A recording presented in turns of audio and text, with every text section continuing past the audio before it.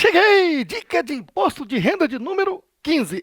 Transferência de bens para integralização de capital. Aqui a história é o seguinte. Estamos falando de declaração de imposto de renda da pessoa física, certo?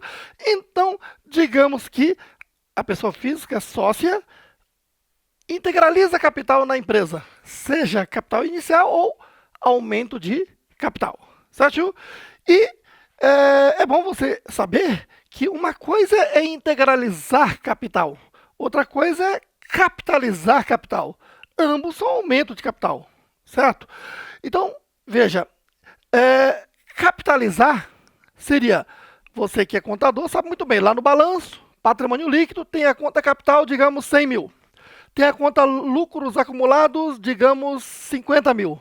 Aí você faz uma alteração contratual e diz, há um aumento de capital no valor de 50 mil, capitalizando lucros acumulados. E aí, então, registra-se na junta comercial e agora o contador faz um lançamento contábil, zerando a conta lucro acumulado e aumentando a conta capital em mais 50 mil, totalizando 150 mil. Então, isso se chama o quê? Capitalização de capital, certo aí? Agora, integralizar capital significa transferir patrimônio do sócio para a empresa, que pode ser em dinheiro ou em outros bens. Beleza aí? Isto posto, acompanhe. A integralização de capital em bens. Aqui estamos falando de bens exceto dinheiro, certo? Então poderia ser em bem imóvel, como um carro, poderia ser bem imóvel, como um terreno ou apartamento, casa, certo? Integralização de capital, na ótica da legislação do imposto de renda da pessoa física, é caracterizada uma alienação. Então, alienação é um termo mais amplo, né, que inclui aí venda, herança, doação, ou até mesmo uma integralização de capital. E a regra diz que pode ser feita pelo preço de custo ou de mercado, se este for maior. Custo quer dizer o seguinte, o valor que estava lá na última declaração. Então, digamos que o José, né, tinha um imóvel adquirido por 80 mil e agora ele fez um aumento de capital. Esses 80 mil, que consta na declaração, é o que ele pagou na compra mais as benfeitorias que ele fez ao longo do tempo. Esse é o custo. Certo aí? Mercado, se no momento do aumento de capital do José aí, ele está valendo, digamos, 300 mil, aí tem um capital de 300 mil, um ganho de capital de 300 mil menos 80 mil, 220 mil. Deu para entender o raciocínio? Tá bom. Então, pode ser pelo custo ou pelo preço de mercado. Tá? E, claro, se o preço de mercado for maior, aí esse lucro nós chamamos de ganho de capital. Aí eu tenho que aplicar a regra do ganho de capital. A regra do ganho de capital diz que ele incide, como regra geral, imposto de renda pela alíquota progressiva, ou seja, pela tabela progressiva. A tabela progressiva é aquela que está em vigor desde 2017, que diz assim, ó, digamos que o ganho de capital aqui seja de 50 milhões. Como é que eu tributo? Aplicando a tabela progressiva, desses 50 milhões até 5 milhões vai incidir 15%, que é a alíquota mínima, certinho? E acima de 5 milhões até 10 milhões vai incidir 17,5%. E acima de 10 milhões até 30 milhões vai incidir 20%. E acima de 20 milhões, no caso até 50 milhões, essa fatia vai incidir 22,5%, que é a alíquota máxima. Então a tabela é progressiva, ou seja, tributa-se em fatias, certinho? Muito bem.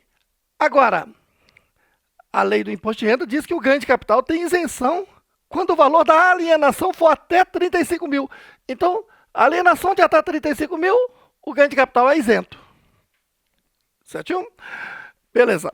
Agora, acompanhe. Digamos que aqui no mês de janeiro ocorreu a integralização de capital em bem. Digamos que uma casa foi integralizada por um sócio. Caracteriza que houve alienação. E como se sabe que foi feita por valor de mercado que é maior, então tem um lucro, um ganho de capital. Então você está obrigado a baixar o GCAP daquele ano calendário e o GCAP vai te dar um DARF para você recolher o imposto de renda até o último dia útil do mês seguinte, certinho? Vamos para o exemplo. Ó. Aqui nós temos dois sócios, os meus amigos Juliano e Jairo. Esses caras são donos de um restaurante e pizzaria famosíssimo aqui, né, de Brasília, muito querido. E digamos que eles tinham aberto a empresa lá atrás, por 100 mil reais cada, certo? E para ficar fácil, é uma sociedade limitada, então 100 mil reais, a cota de R$ 1, totalizando 100 mil para cada. 200 mil capital social da empresa, certo? Bom, e aí então, como é que está a declaração dessas duas pessoas? Acompanhe. Antes do aumento de capital. Na declaração de ajuste anual do Juliano, no ano de 2000x2, então raciocínio. Você sabe que existe o ano calendário, que é o ano 1, e o exercício financeiro, que é o ano 2, ano da declaração. Se ele está declarando em 2000x2, o ano calendário é lá atrás, 2000x1. Certinho? Tá bom. E aí, exatamente aqui em janeiro de x1, eles fizeram um aumento de capital. Tá. E como é que fica a declaração, então? A declaração antes do aumento de capital está assim, ó. No ano calendário, x1, nós temos a posição final e o inicial. O inicial é o ano anterior ao do ano calendário, não é isso? Então, vamos lá. Ele tinha aqui o Juliano tinha uma casa de 400 mil reais em 31 de dezembro de x0. E aqui em janeiro de x1 ele vai utilizar para aumento de capital. Ele tinha cota de capital do restaurante Pizzaria Ígulos de 100 mil reais.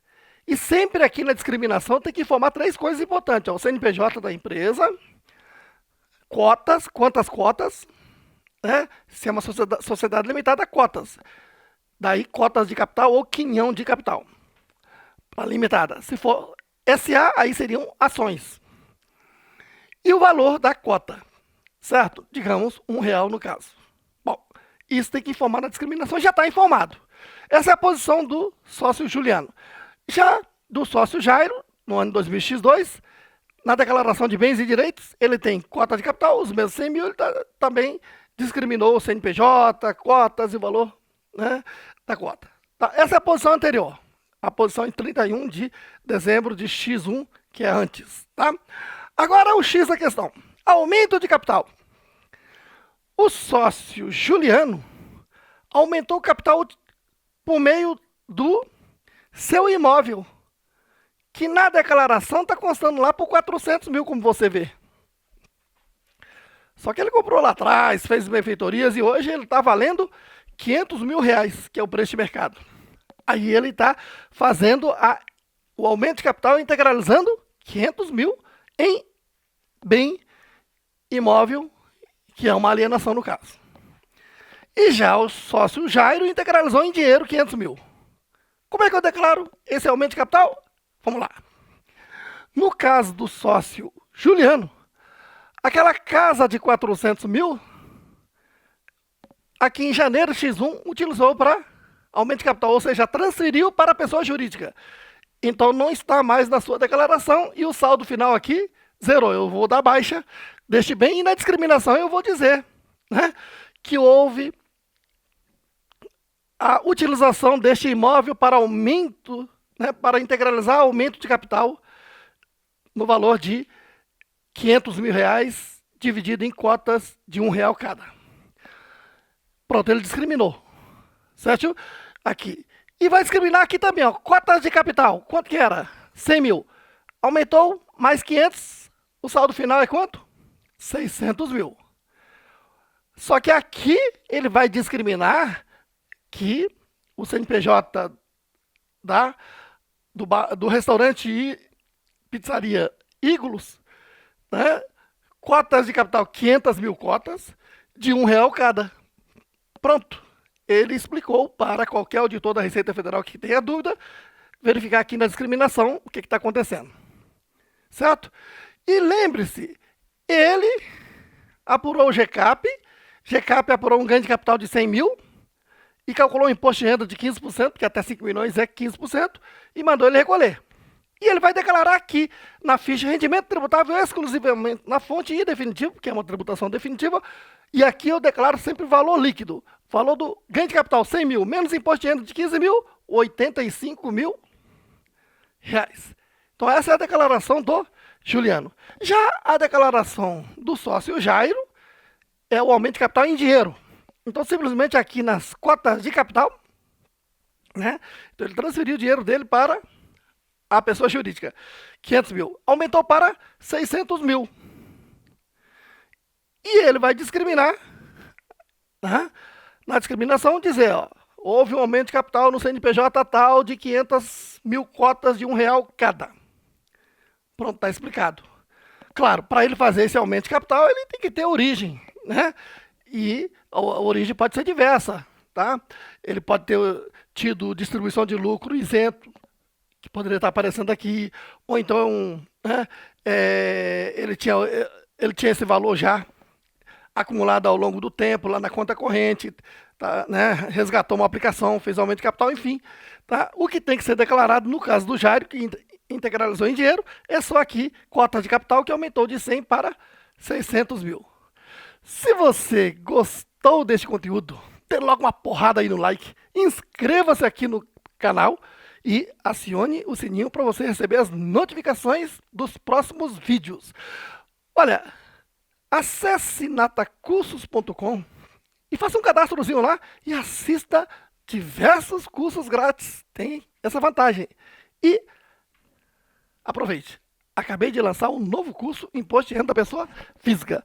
E você vai ver que este é o único curso do mercado ensinado por meio do chamado ensino raiz, aquilo que você estudou desde pequenininho, está acostumado, onde o professor te explica tudo aqui no quadro. Só que aqui é organizado com mapas mentais, né, programados para você não somente entender, mas memorizar. Porque não adianta entender se você não lembrar disso depois. Porque quando o professor está na tela só falando, é cansativo e quase nunca você lembra. Agora, quando você visualizar e fez todo um treinamento, pode ter certeza que você vai lembrar. E outro ponto importante é que imposto de renda não é só para esse momento da declaração. Tudo que nós fizemos aqui é interpretar uma lei para depois poder declarar, certo? E interpretar a lei é ao longo de todo o ano. Portanto, quando você adquire um curso como esse, é importante não somente agora na declaração, mas para a sua vida ao longo do ano, principalmente se você é profissional, para poder dar consultoria aos seus clientes. Beleza? Inscreva-se e venha, que eu te espero lá na sala de aula. Tamo juntos!